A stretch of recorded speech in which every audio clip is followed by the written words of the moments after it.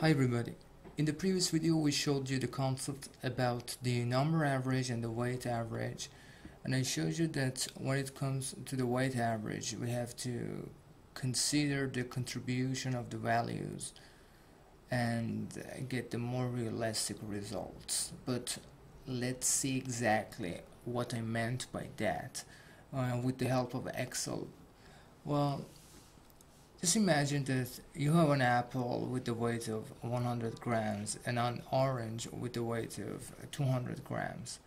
And you have a basket in which you have 5 apples and the total weight is going to be 500 grams, and a basket containing 3 oranges with the total weight of 600 grams.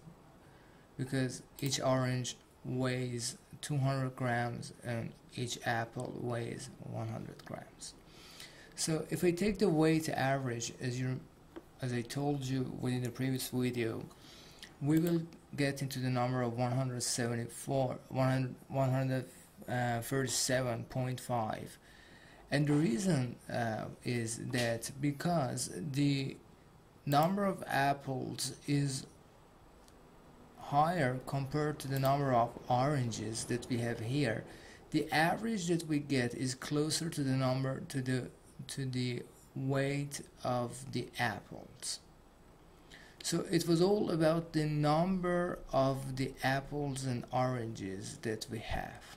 Just imagine if I have only 1 apple and 1 orange and I calculate the average of the weight of these two fruits, 200 and 100, the sum will be 300, and divided by 2 we will have the 150.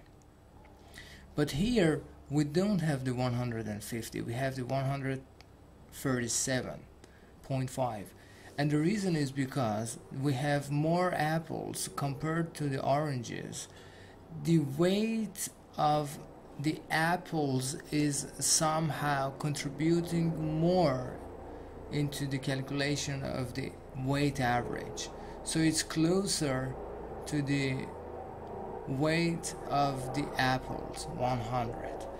Just to understand what I mean in a better way, I want to increase the number of apples more, and you see how the weight average is going to change. Well, if I increase the number of apples to 10, you see that the weight average is 120, about 120. So it's getting closer to 100.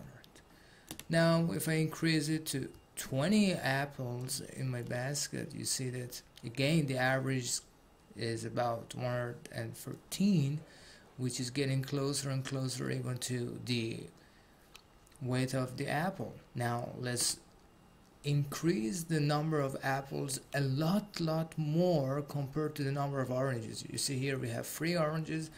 Now I want to have 1,000 apples, and you see here that the weight average is somehow really close to the 100 that we have for 1 apple, and it shows that our basket containing 1,000 apples is going to contribute more into the average that we are going to finally get. The opposite side is also true. If I decrease the number of apples to the 5 that we had at the beginning, and on the other hand I increase the number of oranges to, well, let's say 500. So this number 137 should get closer to 200. Let's do it and see what happens. And yes, you see that 199, now it gets closer to 200. On the other hand, the second example that we had was about the container of water with the temperature of 30 centigrade and 20 centigrade. If we mix these two together, what do you expect the temperature to become? You see here we have 5 liters of water with this temperature and only 1 liter of water with the temperature of 20 centigrade. So if you mix them together, it's impossible to expect the temperature to be decreased, to 25 or less than that. No, it's not going to work like that. Because here you have 5 liters of water and only here 1 liter of water, the contribution of this container for making the weight average is going to be more pronounced compared to this container, and the final temperature that you are going to get is closer to the 30 rather than 20. And this is what happens here. You see that if we consider the container 1 with the volume of 10 liter and the container 2 with the volume of 2 liter, and if we consider the temperature in the first container to be 30 centigrade and the temperature in the second one to be 20 centigrade, so we mix them together, and the final temperature that we get based on the average, based on the weight average, the formula that we have here, we will get into the number of 26. So I just want to show you the exact thing that happened for the apples and oranges. By increasing the container volume, for example, to 100, the final temperature that we are going to get here should be closer to the 30. And you see here that when we mix 100 liters of the water with the temperature of 30 with only 2 liter of water with a temperature of 20, you don't feel a lot decrease in the temperature because we have a lot of water here compared to only 2 liter and a tiny amount of water that we have in the second container.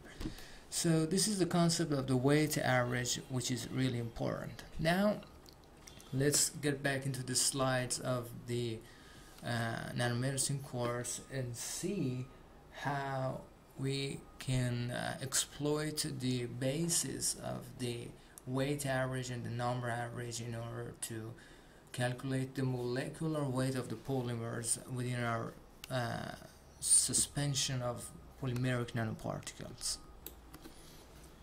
Well, before to start, let's talk a little bit about the applications of the nanoparticles for biomedicine. Okay, you have to always remember that when we are going to use the nanoparticles for biomedical applications, it is crucial and it is absolutely important to make sure that all of our particles are going to have the same size, so they will behave the same within the body and for the application that we have in our mind.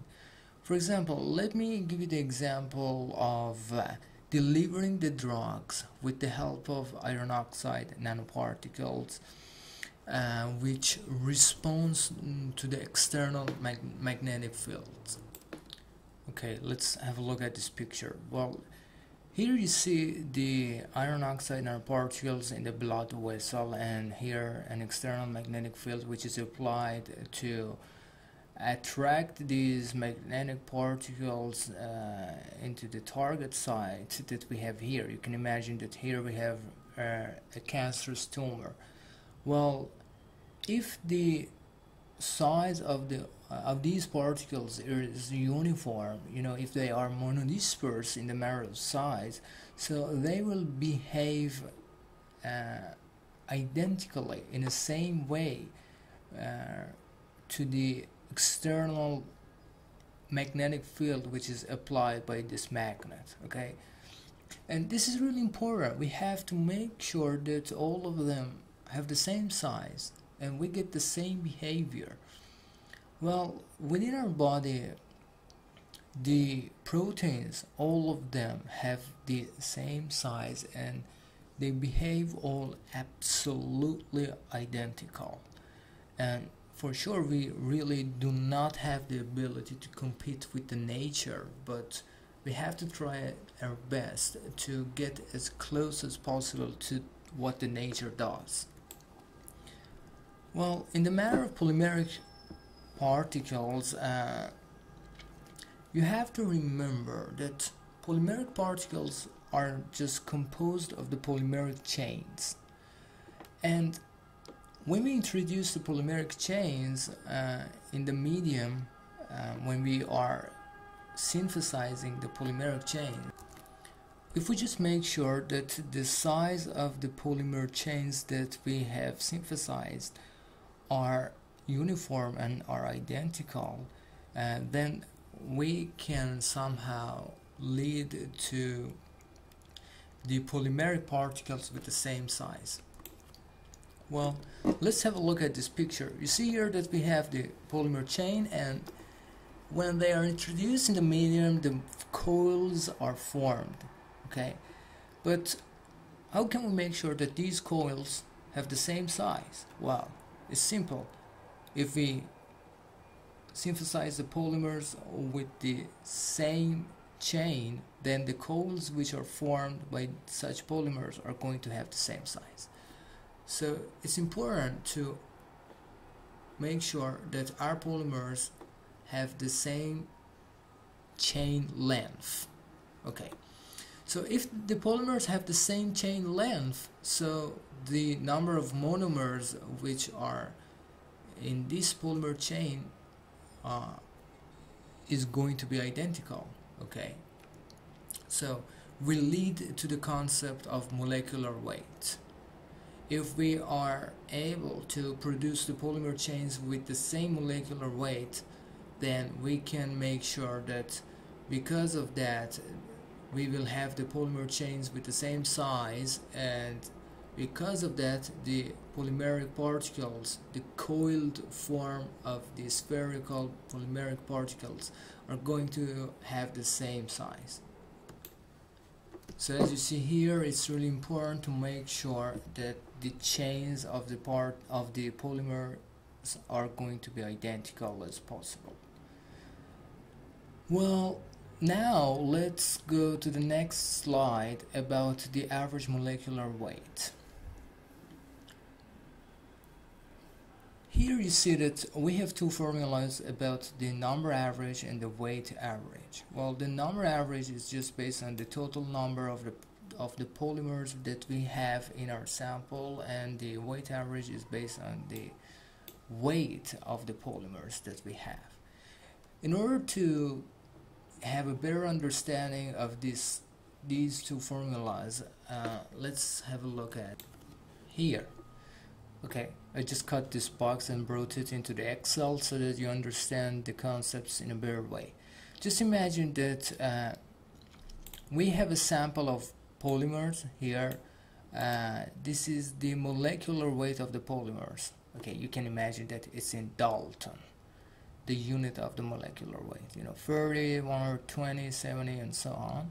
And these are the numbers corresponding to these molecular weight. For example, for a chain with the molecular weight of 30, we have 10 of these chains in our samples. We have 15 chains in our sample that have the molecular weight of 120. 20 chains in our sample with the molecular weight of 70. Okay, so let's go for the number average, and you see here that it says that we have to multiply the number of the polymers Ni here with the molecular weight corresponding to that. Okay, and sum all of them together. So I have done this here. You see the Ni multiplied by Mi, which gives us the Wi, the total weight of the polymer chains with this size. If we do this for all of these and sum them together, we will reach into this number. Okay, and here the sum of the total number of polymer chains that we have.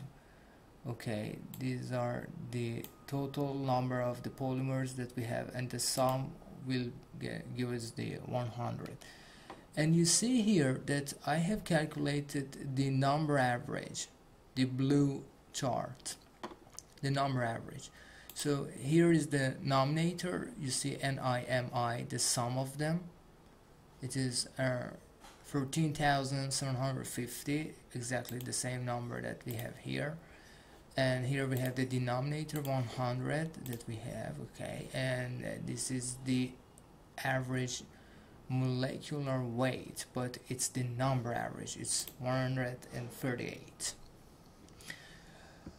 Well, on the other hand, let's have a look at the weight average, and you see the formula says that instead of multiplying the number of the polymer chains, with the molecular weight, we have to multiply the weight, the total weight of these polymer chains with the molecular weight. So instead of having the Ni, now we have the Wi, and remember that Wi is only Ni multiplied by Mi. Well, if I do the same as I did here for this formula, we will have the sum of the Wi Mi here with this. I have it here, okay, for the denominator, and for the denominator I have the sum of the total weight of the molecules of the polymers that I have in my sample. So this is the Wi, you see here the Wi, and I am going to sum all of them together, and it gives me the number of 13,750 that I had here. Well, now if I calculate the weight, average molecular weight, it gives me the number of 181.9. Well, you see that these two averages differ a lot, okay, but I want to do something interesting with my data and then see how the number average and the weight average are going to change, okay? You see here that for these data that we have, for this data, the molecular weight of the polymer chains seem to be really broad. You see here that from the number of 30 we go to 120, 70, 110 and 250. So they are not monodispersed, they differ a lot. This is not something that we like. Actually we would like to have a horizontal line like this, so that the weight, the molecular weight of all the polymer chains are the same. Okay, let's do this and let's see how the number average and the weight average is going to change. Well, I want to make these data closer together, okay? So for I will change the 250 to 100. So you see here that it came down. I will increase the 30 to 90, so I increase it to 90, and I increase the 70 into 95, okay, and I decrease the 120 to 105. So you see here that now the distribution of the molecular weight is somehow more uniform. It's just fluctuating around 100. However, in the previous chart, let me just show you, we had the broader distribution of the data. Well, if you look at the new calculated number average and the weight average, you see here that it is 101 and 101.7. if you calculate the ratio between the molecular weight and the average molecular weight and the number average, if you calculate the ratio between the weight average and the number average, you see here that it gives you a number of 1.004. This is the polydispersity index of the molecular weight of the polymer chains. Well, because now the molecular weight of the polymers that we have in our sample are somehow more compact, closer together, the average molecular weight and the number average and the weight average tend to close to converge, getting closer and closer together. But why is it exactly happening, and why is this number showing us the polydispersity index? Well, before continuing, let me just again change the molecular weight of the polymers and make them broader. You see here, if I increase it again to 250, you see here that the number average is 146 and the weight average is 178. So the ratio is now 1.2. So it just tells you that now, because you have this number 250 here, you see the broader your data is going to get. So the polydispersity index is increased from 1 to 1.2. I can even make it worse. You see here that we have the 90. If I make it, for example, to 50, this number should increase. And you see here that I made it 50 and it's 1.25. If I make it 10, it will be increased even more. See here, 0.3. And this is because the data that we have here is going to get more distributed. It's going to get broader and broader and broader. Well, now let's just have a closer look at the reason why, when these data here are closer together, the weight average tends to get closer to the number average. Okay, the reason is because of these WI and WI here. Okay, what is WI? You see here, WI is NI multiplied by MI. So let me write it down here for you. If I consider this formula, WI is NI multiplied by MI multiplied by MI. We have here the denominator, and we divide it by the NI multiplied by MI. See here, now we got the WI. Okay, we have the sum in both numerator and denominator. If we have the molecular weight MI exactly like each other, for example, let's make them all of them 100, 100, 100, 100, and 100. You see now here that the data is all identical. The molecular weight of all the polymeric chains are 100, and now the weight average and the number average, both of them are 100, and the polydispersity index is 1. So why is it happening?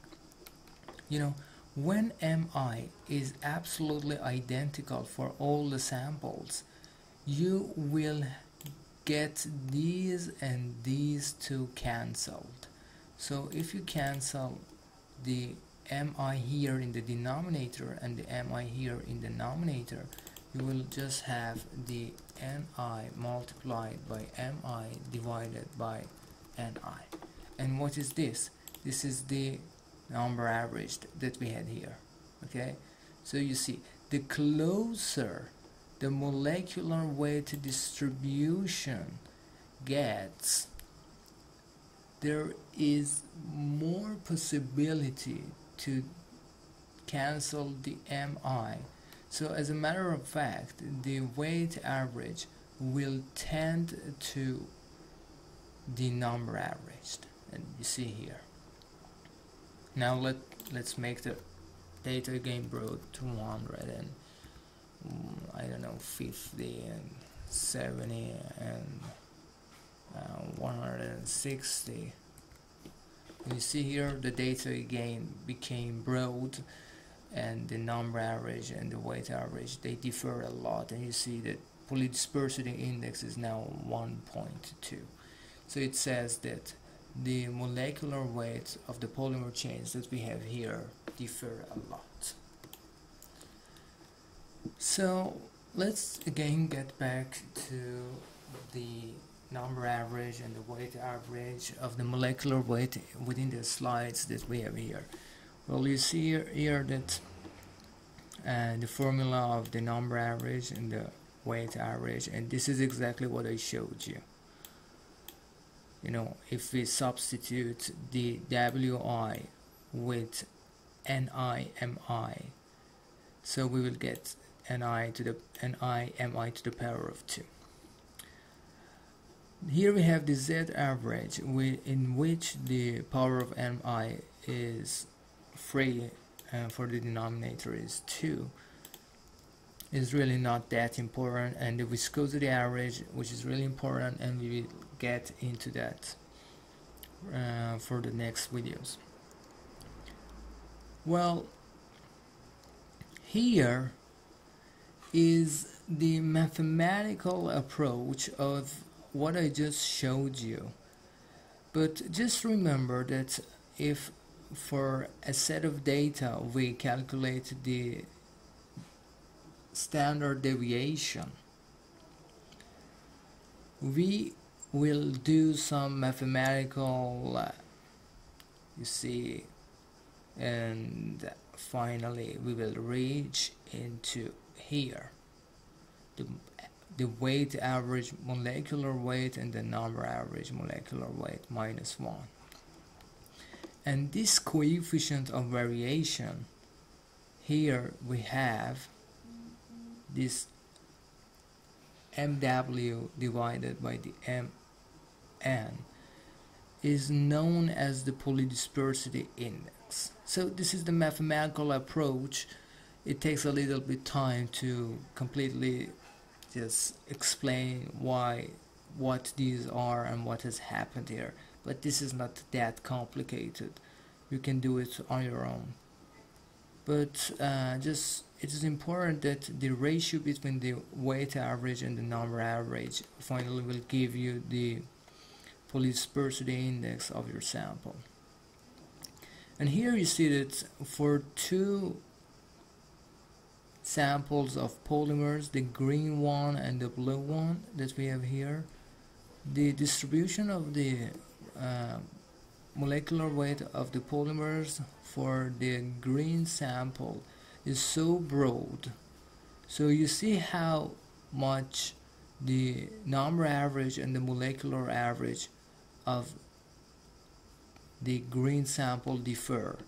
You see here, for the number average we have 4,9500,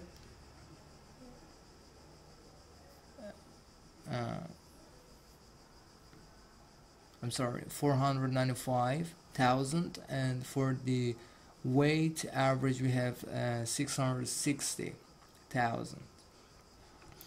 And for the green one, because the distribution of the polymeric chains is more uniform and more monodispersed, the difference between the number average and the weight average is much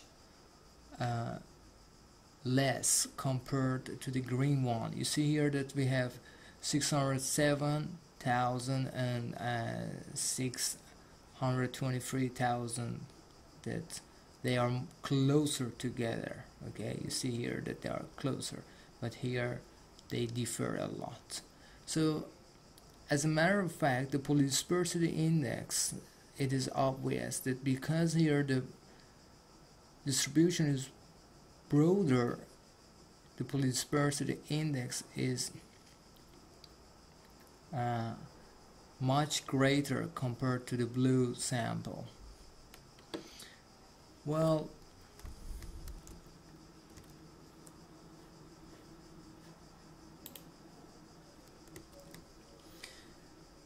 just keep all of these in your mind, and for the next video we will continue with the viscosity of the suspensions of polymeric particles in a medium, and we will see how we can calculate the viscosity of our sample and again reach into the molecular weight of the polymeric particles that we have.